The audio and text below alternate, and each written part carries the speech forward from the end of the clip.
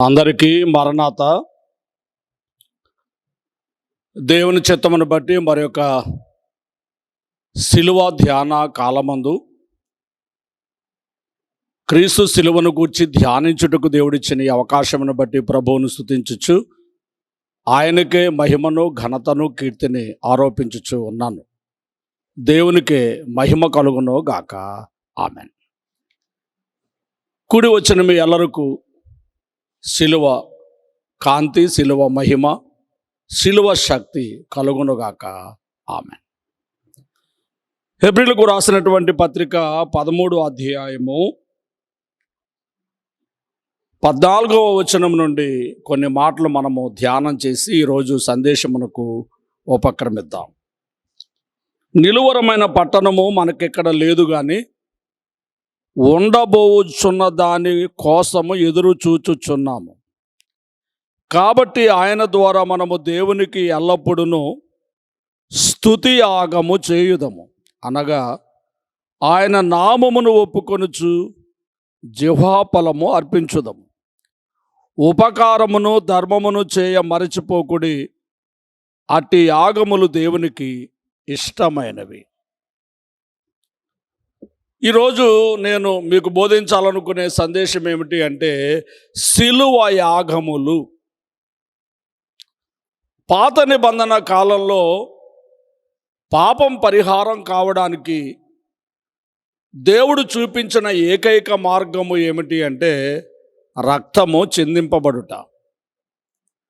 తమది కాని జీవిని ఆ రక్తము చిందించుట ద్వారా, బలులు అర్పించుట ద్వారా, ఆ బలిపీఠము మీద బలిని అర్పించుట ద్వారా పాప పరిహారమగుటకు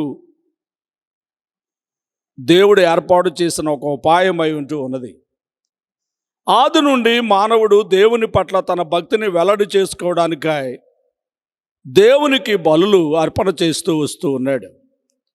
పాప క్షమాపణ కొరకు అర్పించే బలులు కొన్ని, కృతజ్ఞతతో మ్రొక్కుబడుతో అర్పించే బలులు మరికొన్ని, సహవాసము కొరకు అర్పించేటటువంటి బలులు మరికొన్ని అర్పణ చేస్తూ వస్తున్నారు. ప్రియమైనటువంటి వాళ్ళరా, గమనించండి. బలులు లేవియ కాండంలో మనం చూసినప్పుడు 5 విధములైనటువంటి బలులు మనకు కనబడుచు ఉన్నవి.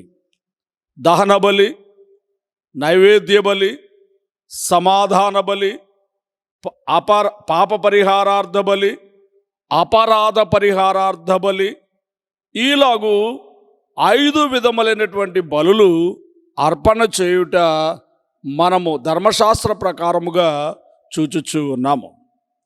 అయితే అర్పణలు ఎన్ని అర్పించుచున్నాము అన్నది కాదు కానీ ఆరాధకుడు లేక విశ్వాసి హృదయ స్థితి ప్రధానమై ఉంటూ ఉన్నది. ఆది మానవులు ఆదాము హవ్వలకు మొదట జన్మించినటువంటి కయ్యను హేబెలను వారు కూడా దేవునికి కానుకలను తీసుకొని వచ్చినట్టుగా ఆది కాండంలో మనం చూస్తూ ఉన్నాం. ప్రియమైన వాళ్ళరా, దేవుడు హేబెలు కానుకను అంగీకరించినాడు, కయ్యను కానుకను అంగీకరించకపోయినట్టుగా కూడా మనం అక్కడ చూస్తూ ఉన్నాం. ఏమిటి దీనికి కారణము అంటే విధేయత గల హృదయంతో రక్తబలిని అర్పించాడు హేబెలు. గర్వహృదయంతో కూడిన ప్రవర్తనతో కానుకను అర్పణ చేశాడు కయ్యను. మనం అర్పించేటటువంటి అర్పణ కంటే కూడా మన హృదయ స్థితి దేవుడు చూచుచున్నాడు. మన హృదయ స్థితిని దేవుడు చూచుచూ ఉన్నాడు. కాబట్టి గుర్తించవలసి ఉన్నాం. మనము అర్పణ చేసే ఈ అర్పణలు, అర్పణ చేసే ఈ బలులు, అర్పణ చేసే ఈ కానుకలు ఎలాంటివై ఉండాల్సి ఉన్నది అంటే అది విధేయత కలిగినటువంటి హృదయంతో మరి సంతోషంగా దేవునికి మనం అర్పణ చేసినప్పుడు ఆ కానుకలను దేవుడు అంగీకరించువారై ఉంటూ ఉన్నారు.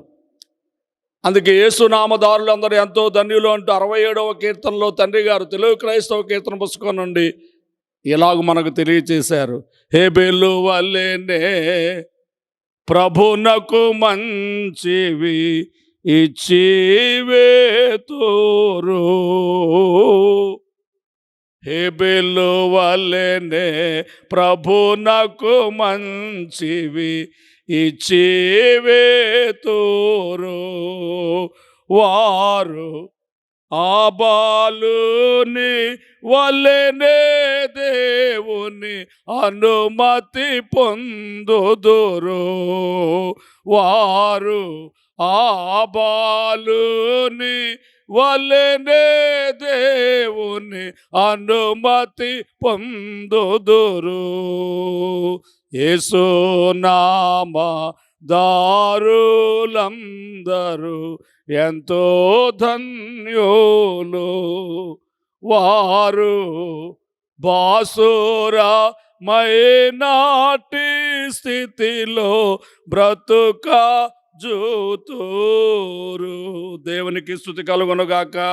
హెబ్రీయులకు రాసిన పత్రిక 11వ అధ్యాయం 4వ వచనంలో, విశ్వాసమును బట్టి హేబెలు కయీను కంటే శ్రేష్టమైన బలి దేవునికి అర్పించెను.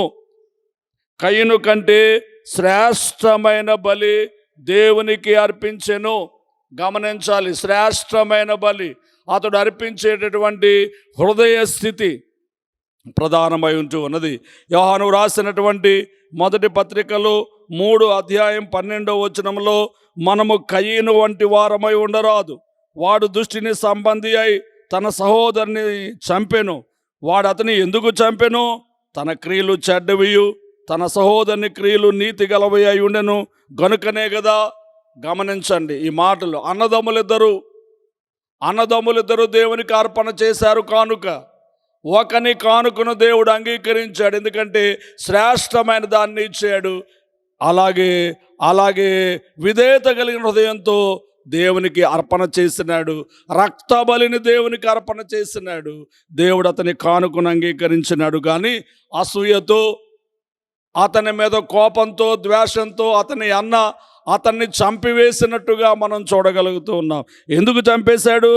ఇక్కడ యోహాను గారు వివరణ చెబుతూ, తన క్రియలు చెడ్డవిగా ఉన్నందువల్ల, తన సహోదరుని క్రియలు నీతి గలవై ఉండినందువల్ల. అసూయకు కారణాల్లో ఒక కారణం ఏంటంటే, ఎదుటివాడు యోగ్యుడుగా, శ్రేష్ఠుడుగా, నీతిమంతుడుగా, భక్తుడుగా కనబడుతూ ఉన్నప్పుడు, ప్రియమైన వాళ్ళరా గమనించండి, అతనిని చంపినటువంటి కయీను వంటి భయంకరత్వము మనలో చాలామందిలో ఈనాడు కనబడుచు ఉన్నది. జాగ్రత్త. మనము దేవుని పిల్లలముగా శ్రేష్టమైన వాటిని దేవునికి అర్పణ చేస్తూ సాగిపోవలసిన వారమై ఉంటూ ఉన్నాం. గ్రహించాలని మీకు మనవి చేస్తూ ఉన్నాను. లేవియ కాండంలో మనం చూసినప్పుడు ఈ ముందు చెప్పుకున్నటువంటి ఈ 5 విధములైనటువంటి బలులు వారు అర్పణ చేసినట్టుగా, వారు ఎలాగో అర్పణ చేయాలో ఆ వివరం అంతటినీ కూడా మనము మొదటి 5 అధ్యాయాల్లో మనం చూసినప్పుడు మనకు కనబడుచు ఉన్నవి. మొదటి 4 అధ్యాయాల్లో, 5 అధ్యాయాల్లో మనం చూసినప్పుడు ఈ యొక్క లేవియ కాండంలో మొదటి అధ్యాయం నుంచి 5వ వచనం వరకు, 5వ అధ్యాయం వరకు మనం చూస్తే వారు ఎలాంటి బలులు అర్పణ చేయాలో మనకు కనబడుచు ఉన్నది. లేవియ కాండం మొదటి అధ్యాయం 3వ వచనంలో మనం చూస్తే, అతడు దహన బలి రూపముగా అర్పించున్నది. దహన బలి. ప్రియులారా, లేవియ కాండంలో బలులు అర్పించవలసిన బలును గురించి వివరిస్తూ అందులో మొదటి బలి ఏం చెప్పారు అంటే దహన బలి. ఏమిటి దహన బలి? చాలా వివరం ఉంది, ఇదంతా మనం చెప్పుకోలేం మనకున్న కొద్ది సమయంలో. ప్రియమైన వాళ్ళరా, మనకి అర్థమయ్యేటటువంటి విషయం ఏంటంటే, ఒక వ్యక్తి దేవునికి సంపూర్ణముగా అర్పించుకున్నట్టుకు అంటే సంపూర్ణంగా ఆ బలిపీఠం మీద రక్తమును చిందించడం మాత్రమే కాకుండా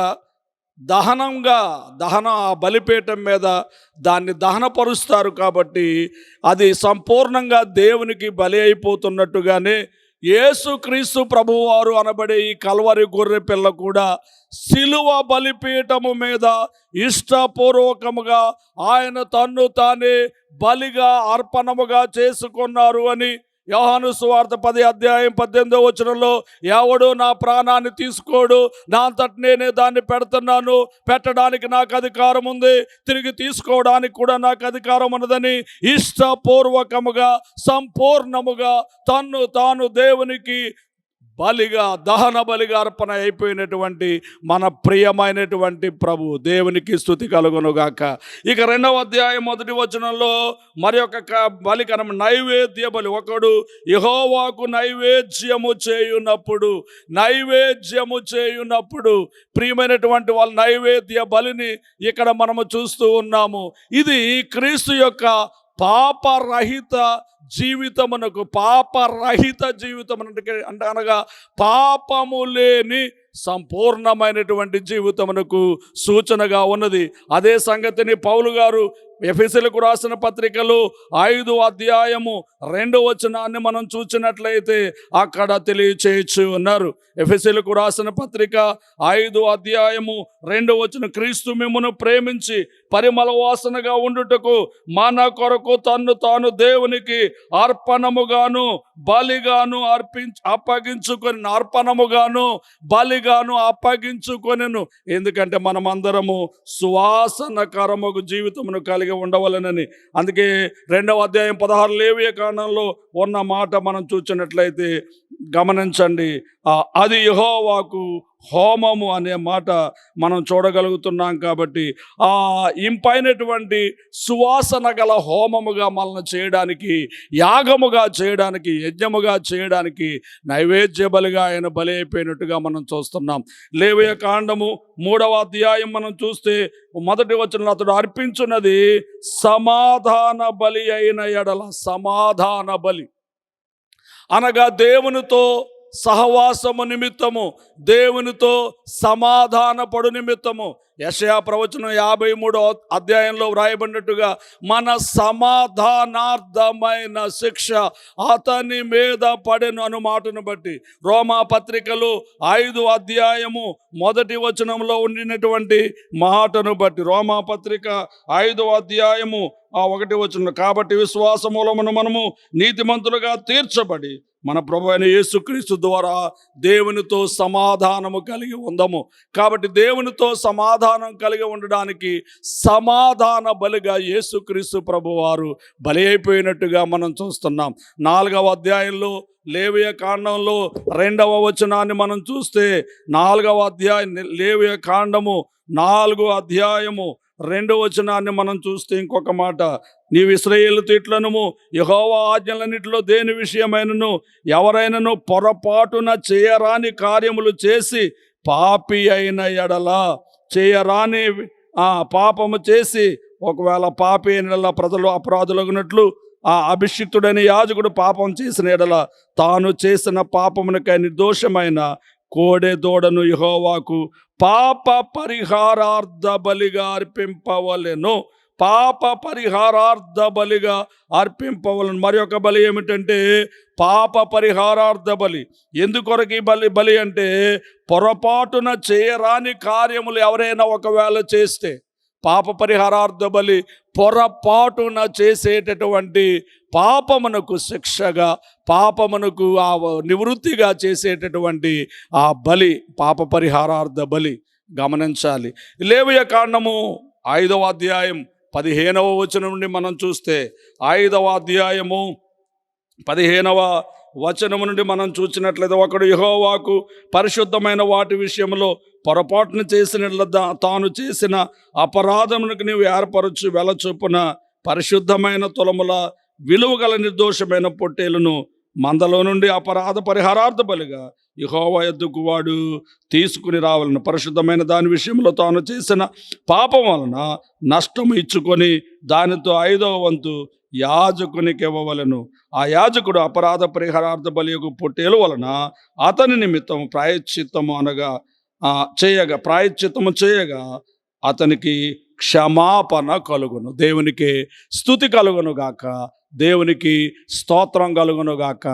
ఆమెన్. గమనించండి, అపరాధ పరిహారార్థ బలి 5వ బలి. అపరాధ పరిహారార్థ బలి అనగా తెలిసి చేసినది, పాపమని తెలియక చేసిన దానికి పాప పరిహారార్థ బలి అయితే, తెలిసి పాపమని తెలుసు కూడా చేసిన దానికి అపరాధ పరిహారార్థ బలి. పాప పరిహారార్థ బలిలో బలి మాత్రమే ఉంటుంది, అర్పణ చేయాలి బలిని. అయితే మరి అపరాధ పరిహారార్థ బలిలో బలితో పాటు నష్టం జరిగింది కాబట్టి కొంత పరిహారం, నష్టపరిహారం కూడా జరిగించవలసి ఉంటూ ఉన్నది. సరే, ఇవన్నీ నేను ఎందుకు మీకు జ్ఞాపకం చేశాను అంటే, ఈ దహన బలి, నైవేద్య బలి, సమాధాన బలి, పాప పరిహారార్థ బలి, అపరాధ పరిహారార్థ బలిగా మన ప్రభు అయినటువంటి యేసుక్రీస్తే మన నిమిత్తము అర్పణముగాను బలిగాను చేయబడి, ఈ భారము మన మీద లేకుండా, ఈ బలులు అర్పించవలసినటువంటి అవసరము లేకుండా, ఈ బలిపీఠము మీద, సిలువ బలిపీఠము మీద ఒక కల్వరి గొర్రె పిల్లగా క్రీస్తు ప్రభువే బలి అయి మనకు పాప క్షమాపణ దయచేసి ఈ కార్యమును ముగించి వేసి ఉన్నారు గనుక ఇకను బలులు అర్పించవలసిన అవసరత లేదు. కానీ ప్రస్తుతం క్రీస్తు భక్తులు, దేవుని పిల్లలు, విశ్వాసులు అర్పించవలసిన ఆత్మ సంబంధమైన యాగములు, ఆత్మ సంబంధమైనటువంటి యాగములు కొన్ని ఉన్నవి. వాటిని ఇప్పుడు మనం వివరించుకుందాం. ఏమిటి ఆత్మ సంబంధమైన యజ్ఞములు? ఏమిటి ఆత్మ సంబంధమైన యాగములు? ఏమిటి ఆత్మ సంబంధమైన బలులు? నేటి క్రైస్తవ విశ్వాసి దేవుని సన్నిధిలో అర్పించవలసిన ఈ యజ్ఞములేమిటి, యాగములేమిటి అని మనం ఆలోచన చేసి మనం ముందుకు సాగుదాం. గమనించండి, ఫిలిప్పీలకు రాసిన పత్రికలో 2వ అధ్యాయము 17-18 వచనాలు చూడండి. మరియు మీ విశ్వాస యాగములోను దాని సంబంధమైన సేవలోను నేను పానార్పణముగా పోయబడినను నేను ఆనందించి మీ అందరితో కూడా సంతోషింతును. క్రీస్తు భక్తులు అర్పించవలసిన ఆత్మ సంబంధమైన బలులలో, యాగములలో మొదటి యాగము ఏమిటి అంటే విశ్వాసయాగము. విశ్వాసయాగము. దేవుని పిల్లలు విశ్వాసము కలిగి ఉండి ఈ యాగమును చేయవలసిన వారమై ఉంటూ ఉన్నాం. మనం హెబ్రీయులకు రాసిన పత్రికలో 11వ అధ్యాయాన్ని మనం చూస్తే విశ్వాసం అంటే ఏమిటో మొదటి వచనంలో వివరణ చేశారు. విశ్వాసం అనగా నిరీక్షింపబడు వాటి యొక్క నిజ స్వరూపము, అదృశ్యమైనవి ఉన్నవి అనడానికి రుజువు అని 11వ అధ్యాయంలో ఆయన వివరణ చేసి మొదటి వచనంలో 6వ వచనంలో అంటున్నారు, దేవుని యొద్దకు వచ్చువాడు ఆయన విశ్వాసం, మొదటి మాట విశ్వాసము లేకుండా దేవునికి ఇష్టడై ఉండుట అసాధ్యం అన్నారు 6వ వచనంలో. దేవుని యొద్దకు వచ్చువాడు ఆయన ఎక్కడ ఉన్నాడనియు తన్ను వెదికే వారికి ఫలము దయచేసేవాడనియు నమ్మవలెను కదా అన్నారు.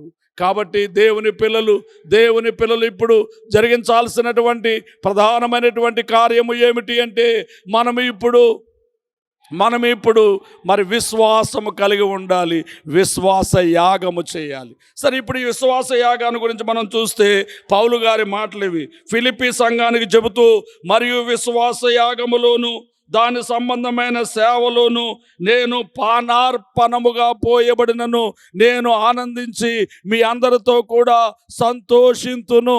పానార్పణముగా పోయబడినను అనగా నా ప్రాణము దేవుని కొరకు అర్పణముగా చేయబడిన, దేవుని సువార్త కొరకు అర్పణముగా చేయబడిన, దేవుని సంఘాభివృద్ధి కొరకు అర్పణముగా చేయబడిన ఈ విశ్వాస యాగంలో నాకు సంతోషమే, నాకు ఆనందమే, దీనిని బట్టి నేను సంతోషిస్తాను అని ఆయన తెలియచేస్తా ఉన్నారు. అంటే దేవుని కొరకు నా ప్రాణము అర్పించుటకైనను నేను సిద్ధముగా ఉన్నాను. ఈరోజు మనం బలులు అర్పించాల్సిన అవసరం లేదు, కానీ ఈ విశ్వాస యాగములో, ఈ జీవన యానంలో మనకు ఎదురయ్యే ప్రతి సమస్యను మనం ఎదుర్కొంటూ దేవుని నామానికి మహిమకరముగా సాగిపోవలసిన వారమై ఉన్నాం. అవసరమైతే మన ప్రాణములను దేవుని కొరకు అర్పించడం, ఎందుకంటే ఆయన మన కొరకు తన ప్రాణమును అర్పణ చేసినారు గనుక ఆయన కొరకు మన ప్రాణమును అర్పించుట కొరకు ఈ విశ్వాస యాగములో మనమందరము సాగవలసిన వారమై ఉంటూ ఉన్నాం. ఆంధ్ర క్రైస్తవ కీర్తన పుస్తకంలో ఓ చక్కని పాట మనకు కనబడుతూ ఉన్నది. యేసుని కొరకాయ్ ఇలా జీవించేదా అంటూ భక్తులు ఇలా పాడుతున్నారు. అర్పించెను తన ప్రాణము నాకై, రక్షించెను నా ప్రియ ప్రభువు, అర్పించెను తన ప్రాణము నాకై, రక్షించెను నా ప్రియ ప్రభువు. అర్పింతును నా యావజ్జీవము రక్షకుడేసుని సేవింపా. యేసుని కొరకై ఇలా జీవించెద, బాసురముగానే నన్ను దినము. దేవునికి స్తుతి కలుగునుగాక. విశ్వాసయాగము. ఇక రెండవ యాగం ఏమిటి అంటే స్తుతి యాగము. హెబ్రీయులకు రాసిన పత్రికలు 13వ అధ్యాయము 15వ వచనాన్ని మనం చూసినట్లయితే అక్కడ ఒక మాట చూడండి ఏమని వ్రాయబడి ఉన్నదో. 13వ అధ్యాయము 15వ వచనము, కాబట్టి ఆయన ద్వారా మనము దేవునికి ఎల్లప్పుడూ స్తుతి యాగము చేయుదము, ఎల్లప్పుడూ దేవునికి స్తుతి యాగము చేయుదము అనగా ఆయన నామమును ఒప్పుకొనుచు జిహ్వా ఫలము అర్పించుదము. ఆయన నామమును ఒప్పుకొనుచు, ఆయన నామమును గొప్ప చేయొచ్చు, ఆయనను బట్టి నాకు ఈ మేలు, నా ఉపకారం, ఆశీర్వాదం కలిగింది అనేటటువంటి మరి ఆ యొక్క సంతోషంతో దేవునికి స్తుతి యాగము చేయుట మంచిది. 103వ కీర్తనలో దావీదు వ్రాసినట్టుగా, నా ప్రాణమా యెహోవాను సన్నతించుము, నా అంతరంగమును సమస్తము ఆయన పరిశుద్ధ నామమును సన్నతించుము. నా ప్రాణమా యెహోవాను సన్నతించుము, ఆయన చేసిన ఉపకారాల్లో దేనిని మరొకమని వ్రాయబడినట్టుగా. అలాగే 50వ కీర్తన 23వ వచనంలో స్తుతి యాగం అర్పించువాడు దేవునిని మహిమపరచుచున్నాడని వ్రాయబడినట్టుగా స్తుతులు, స్తోత్రములు, ఈ స్తుతి యాగములు దేవునికి చెల్లించవలసిన వారమై ఉన్నాం. ఎన్నో ఎన్నో ఎన్నో ఎన్నో మేళ్ళు, ఆశీర్వాదములను దేవుడు దయచేస్తున్నారు. ఈ స్తుతిని బట్టి మనము మన మనస్సు పరలోకమునకు నడిపింపబడుతున్న దైవజనులు రాశారు. స్తుతి చేయరండి రండి సోదరులారా, స్తుతులు చేయరండి. స్తుతులు వెనుక స్తుతులు చేయ స్మృతి కృతజ్ఞత ఊరును, మతి కడకు మోక్షంబు తట్టు మల్లునప్పుడు వెళ్ళగలము. స్తుతి చేయరండి రండి సోదరులారా, స్తుతులు చేయ రండి. దేవునికి స్తుతి కలుగునుగాక. బోలో యేసు మహారాజుకు. గమనించండి, ఇంకా కొంచెం మనం ముందుకు వెళితే 16వ వచనం చూడండి. హెబ్రీ పత్రిక 13వ అధ్యాయం 16వ వచనంలో, ఆ ఉపకారమును ధర్మమును చేయ మరచిపోకుడి, అట్టి యాగములు దేవునికి ఇష్టమైనవి. ఉపకారమును ధర్మమును చేయ మరచిపోకుడి, ఇట్టి యాగములు దేవునికి ఇష్టమైనవి. దేవునికి స్తుతి కలుగునుగాక. ఉపకార ధర్మయాగము. క్రీస్తు బిడ్డ, క్రీస్తు భక్తుడు చేయాల్సినటువంటి మరి యొక్క యాగము ఏమిటి అంటే ఉపకారము, ధర్మము. యెహోవా అందరికీ ఉపకారి అని కీర్తన గ్రంథంలో మనం చూస్తున్నాం. ఆయన అందరికీ ఉపకారి అయితే దేవుని పిల్లలు కూడా అందరికీ ఉపకారమే చేయాలి. ఉపకారికి ఉపకారం చేయాలి, అపకారికి కూడా ఉపకారమే చేయాలి. ఇదే యేసుప్రభు వారు చెప్పిన, నేను మీకు ఒక క్రొత్త ఆజ్ఞ ఇచ్చుచూ ఉన్నాను, నేను మిమ్మును ప్రేమించిన ప్రకారము మీరు కూడా ఒకరిని ఒకరు ప్రేమించాలన్నారు. ఎదుటివాడు ప్రేమిస్తే మనల్ని ప్రేమించనిది సామాన్యమైన విషయమే. కానీ అతడు మనల్ని ప్రేమించినా ప్రేమించకపోయినా, ఉపకారం చేసినా అపకారం చేసినా అతన్ని ప్రేమించి, ఇదే ఉపకార ధర్మయాగము. మన ప్రియమైన ప్రభు ఇటువంటి గొప్ప ఉపకారి. అలాగే ఆయన యందు విశ్వాసం ఉంచిన దేవుని పిల్లలు కూడా ఇలాంటి ఉపకార యాగములు చేయవలసిన వారై ఉన్నారు. ఉపకారి నుతినీకౌ ఉపకారులన్ మించిన ఉపకారి నుతినీకౌ. ఉపకారి నీవే కావా నెపముల నెంచకనే. కృపనధికముగా చూపించుమా, అపకారములను మాపు ఉపకారి నుతినీకో. ప్రియమైన వాళ్ళరా గమనించండి. ఇక 4వ యాగమును గూర్చి మనం ఫిలిప్పీలకు రాసిన పత్రికలో 4వ అధ్యాయాన్ని మనం చూసినప్పుడు 17-18 వచనాల్లో ఈ మాటలు మనకు కనబడుచున్నవి. ఎఫెసీయులకు రాసిన పత్రిక, ఫిలిప్పీలకు రాసిన పత్రిక 4వ అధ్యాయము 18 వచనము నుండి, నాకు సమస్తము సమృద్ధిగా కలిగి ఉన్నది, మీరు పంపిన వస్తువులు ఎఫ్రదీతు వలన పుచ్చుకొని ఏమీ తక్కువ లేక ఉన్నాను. అవి మనోహరమైన సువాసనయు దేవునికి ప్రీతికరమును ఇష్టమైన యాగములనై ఉన్నవి. ఇక 4వ మాట ఈవుల యాగము. ఇక్కడ మనం చరిత్రను ఆధారం చేసుకొని ఈ పుస్తకాన్ని చదువుతున్నప్పుడు మనకు అర్థమయ్యే విషయం ఏమిటి అంటే,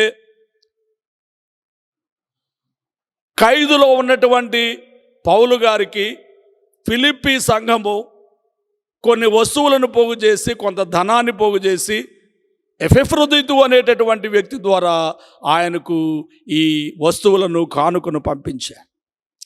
అందుకున్నటువంటి ఆ యొక్క పౌలు గారు కృతజ్ఞత తెలియచేయచ్చు, మీరు నాకు పంపిన వస్తువులను బట్టి నాకు సమస్తము సమృద్ధిగా ఉన్నది, నేనేమి తక్కువ లేకుండా ఉన్నాను. అయితే ఈ కానుకలు ఎలా ఉన్నాయంటే మనోహరమైన సువాసనయు దేవునికి ప్రీతికరమైన ఇష్టమునైన యాగములుగా ఉన్నవి అని చెబుతూ ఓ దీవెన వచనాన్ని 19వ వచనంలో, కాగా దేవుడు తన ఐశ్వర్యం చొప్పున క్రీస్తు యేసునందు మహిమలో మీ ప్రతి అవసరము తీర్చును. నా అవసరానికి, నా ఇబ్బందికి మీరు నేను అడగకపోయినా అవసరాన్ని గుర్తించి నాకు కానుక పంపించారు, లేదా వస్తువులను పంపించారు. కాబట్టి మీ ప్రతి అవసరాన్ని కూడా దేవుడే తీర్చునుగాక, మీ యొక్క కష్టములన్నీ దేవుడు తొలగించి వేయునుగాక, దేవుడు మీ ప్రతి అవసరాన్ని తీర్చునుగాక అంటూ ఆ దైవజనుడు దీవించుచున్న దీవెన మనం అక్కడ చూడగలుగుతూ ఉన్నాము, గ్రహించాలి. సువార్తికుని అవసరతను ఎరిగి సహకరించుట ఒక యాగము, అది దేవునికి ఇష్టమైనటువంటి యాగము. స్తుతియు మహిమయు నీకే అంటూ దైవజనుడు ఇలా రాశారు, మాకై వాడు కొన్నిటి రూకల్ వ్యర్థం బగును, నీకై అప్పుగా నిచ్చు నిఖిల వస్తువులు, శ్రీకారంబగు నిత్య శ్రేష్టధన నిధి అయి పైలోకంబు నందుండు లోపంబు లేక. మాకై వాడుకొని రోకలు వ్యర్థమగును, నీకై అప్పుగనిచ్చు నిఖిల వస్తువులు, శ్రీకరంబగు నిత్య శ్రేష్టధన నిధి అయి పరలోకంబు నందుండు లోపంబు లేక అని మా తండ్రి గారు, మన తండ్రి గారు మనకు నేర్పినట్టుగా, ప్రియమైనటువంటి వాళ్ళరా, ఈ ఈవుల యాగము ఈరోజు క్రైస్తవ సంఘము, క్రీస్తు భక్తులు అర్పించవలసిన మరి ఒక యాగము ఏమిటంటే ఈవుల యాగము. ఇక రోమీలకు రాసిన పత్రిక 12వ అధ్యాయం 2వ వచనం ఈ మాట చెప్పకుండా మనం ముగించకూడదు. ఇది అసలు సిసలైనటువంటి యాగమై ఉంటూ ఉన్నది. 12వ అధ్యాయము 2వ వచనాన్ని మనం చూసినట్లయితే చూడండి. కాబట్టి మొదటి వచనం, కాబట్టి సహోదరులారా, పరిశుద్ధమును దేవునికి అనుకూలములనైన సజీవ యాగముగా మీ శరీరములను ఆయనకు సమర్పించుకొనుడని దేవుని వాత్సల్యమును బట్టి మిమ్మును బతిమాలు కొనుచున్నాను. ఇట్టి సేవ మీకు యుక్తమై ఉన్నది. సజీవ యాగము ఏమిటి అంటే దేవునికి అనుకూలమైనటువంటి మరి సజీవ యాగముగా మిమ్మును మీరే, మీ శరీరాలను మీరే అర్పణ చేసుకోండి. పాత నిబంధనలో తమది కాని పశువును, తమది కాని జీవిని బలి అర్పణ చేశారు, కానీ నూతన నిబంధనలలో తమ్మును తామే అర్పణ చేసుకునే యాగము, యజ్ఞము మనకు కనబడుచున్నది. యేసు ప్రభు తనను తానే ఎలాగు యాగం చేసుకున్నారో, యజ్ఞం చేసుకున్నారో మానవాళి రక్షణ కొరకు, మనలను మనమే సజీవ యాగముగా దేవునికి అర్పణ యొగుట. అనగా అర్థం ఏమిటి అంటే మన ఆశలు, మన కోరికలు, మన ఆలోచనలు, మన ఇష్టాలు అన్నీ తీసివేసుకుని నీ ఇష్టమే, నీ చిత్తమే సిద్ధించుగాకని సంపూర్ణ వినయముగా ఆయనకు సమర్పణ అయిపోవుట, మన తనువంతటిని దేవునికి సమర్పణ చేయుట. అయ్యా, నా కాళ్ళు ఇగో నీ కోసం పరిగెత్తడానికి, నా చేతులు ఇగో నీ కోసం పని చేయడానికి, నా స్వరం ఇదిగో నిన్ను గుర్చి పాడడానికి, నా పెదవులు ఇవిగో నిన్ను గుర్చి చెప్పడానికి.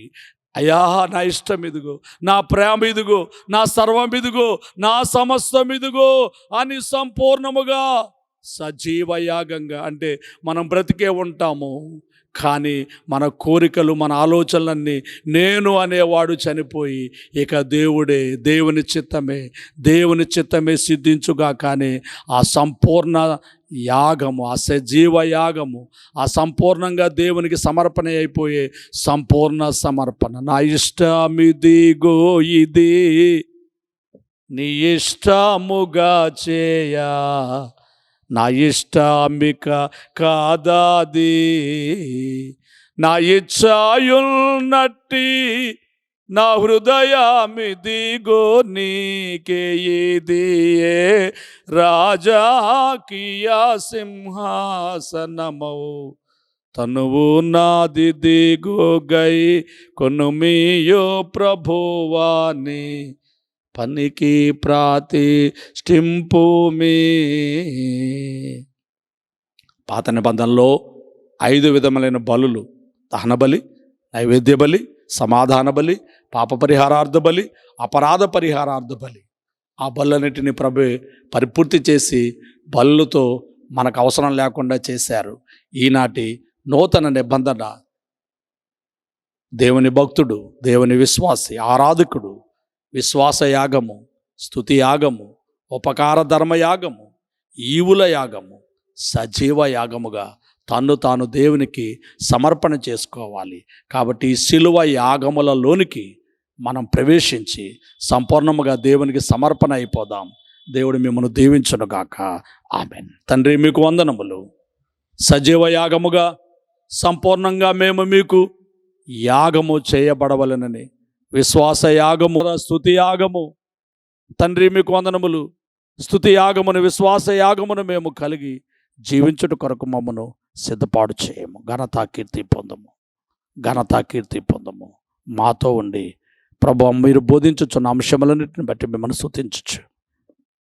ఈ మాటలు మా అందరి జీవితాల్లో ఫలింపు చేయమని క్రీస్తు యేసు నామములో వేడుకొనుచున్నాము తండ్రి. ఆమెన్. పరలోకమందున్న మా తండ్రి, మీ నామం పరిశుద్ధపరచబడునుగాక, మీ రాజ్యము వచ్చునుగాక, మీ చిత్తం పరలోకమందు నెరవేరుచున్నట్లు భూమి అందు నెరవేరునుగాక. మానుదినారిని మాకు దయచేయం. మళ్ళీ అపరాధములు చేసిన వారిని మేము క్షమించున్న ప్రకారం మా అపరాధాలను క్షమించము. మమ్మల్ని శోధనను తేక మొక్కినను తప్పించము. రాజ్యము, శక్తి, మహిమ నిరంతరము నీవే అయ్యున్నవి. ఆమెన్. ప్రవేశ రక్తమునకు జయం, అపవాదికులకు లయం. ప్రవేశ రక్తమునకు జయం, అపవాదికులకు లయం. ప్రవేశ రక్తమునకు సంపూర్ణ విజయం, అపవాదికులకు అనంతకాల నాశనం. హల్లెలూయా, హల్లెలూయా, హల్లెలూయా. స్తోత్రం, స్తోత్రం, స్తోత్రం. Amen, amen, amen. మన తండ్రి అయిన దేవుని ప్రేమ, రక్షకుడైన యేసుక్రీస్తు వారి యొక్క కృప, సహాయకుడుగా ఆత్మ తండ్రి అన్యోన్య సహవాసం కూడి వచ్చిన మనెల్లరకు ఆయన వెంబడించే వారందరికీ తోడై ఉండునుగాక. ఆమెన్. మరణాత్.